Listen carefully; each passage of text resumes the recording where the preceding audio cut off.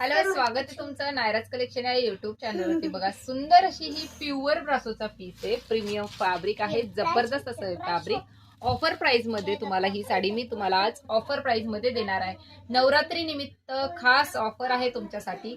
सुंदर असा स्पेशल असा हा ग्रे कलर, त्यानंतर हा बघा सुंदर असा हा अबोली कलर।